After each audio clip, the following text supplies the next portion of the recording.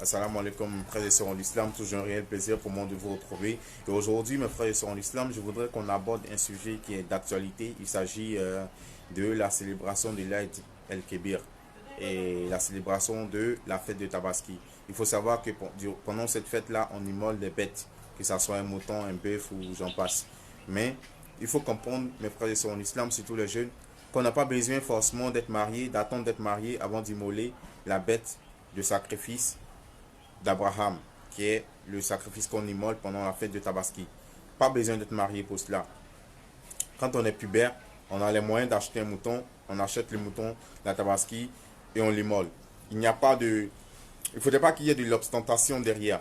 Qu'on ne le fasse pas pour prouver aux uns aux autres qu'on a les moyens de s'acheter un bon mouton. C'est pas ça le plus important. Le plus important, c'est la crainte à taqwa avec laquelle on immole le mouton pendant la fête de Tabaski. Il faut savoir que Allah, ce dont Allah, ce que Allah il veut ici, c'est qu'on lui démontre notre amour pour lui.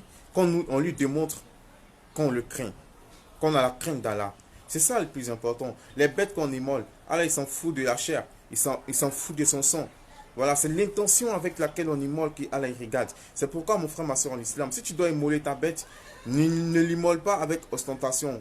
De sorte que tu fasses une concurrence avec ton voisin, ton mouton doit être plus gros que ton voisin. Non, tu fais selon tes moyens.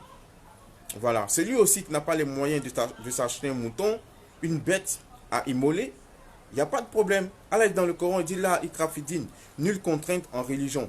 Il n'y a pas de contrainte en islam. Tu n'as pas les moyens cette année pour t'acheter un mouton, c'est pas grave, tu ne t'achètes pas de mouton. Le jour où Allah facilite, il t'accorde les moyens, tu achètes ton mouton, c'est tranquille. Donc c'est pour dire, il ne faut pas s'endetter pour acheter un mouton. Allah n'a pas besoin de ça. Parce que Allah dit là, ikrafidin, nulle contrainte en matière de religion.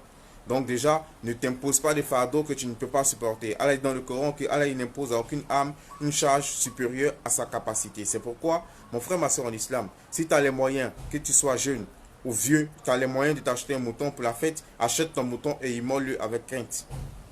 Voilà. Mais si tu n'as pas les moyens, mon frère, ma soeur en islam, tu n'as pas besoin de forcer de t'endetter pour acheter un mouton. Non, non, non, non, non. Et je reviens dessus pour les jeunes. Tu n'as pas besoin forcément d'être marié avant de tuer un mouton. Tu es jeune, tu as les moyens, achète ton mouton et immole-le. Et je voudrais aussi aborder un sujet. Il s'agit de certaines personnes, par exemple, qui ont perdu leurs parents. Ils disent souvent que non, je dois immoler pour mon père, pour mon défunt père ou ma défunte mère. Non, il faut savoir que le sacrifice de Tabaski, c'est pour les vivants, ceux qui sont vivants qui immolent. Une fois que tu es mort, c'est fini. Pas de sacrifice d'Abraham pour toi, pas de sacrifice de Tabaski pour toi. C'est terminé. Voilà, il faudrait comprendre cela. Le plus important, c'est pour les vivants. Quand tu es vivant, tu as les moyens, tu immoles. Tu n'as pas les moyens, la basse, il n'y a pas de problème. Voilà. Donc c'est un peu ce rappel-là qu'on voulait faire à nos frères et à nos sœurs, puisque nous sommes à 2 jours déjà de la fête, et demain c'est Arafat. C'est un jour qui est très important. Si on peut jeûner, jeûnons demain. Faisons l'effort de jeûner demain, parce que c'est vraiment méritoire, ça efface les péchés d'1 ou 2 années, comme l'a dit le professeur Al-Wassalam.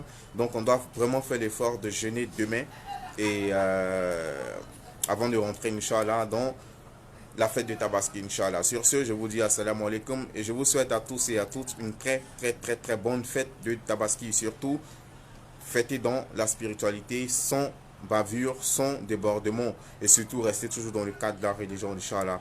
Sur ce, je vous dis assalamu alaikum et n'oubliez pas une chose, je vous aime en Allah.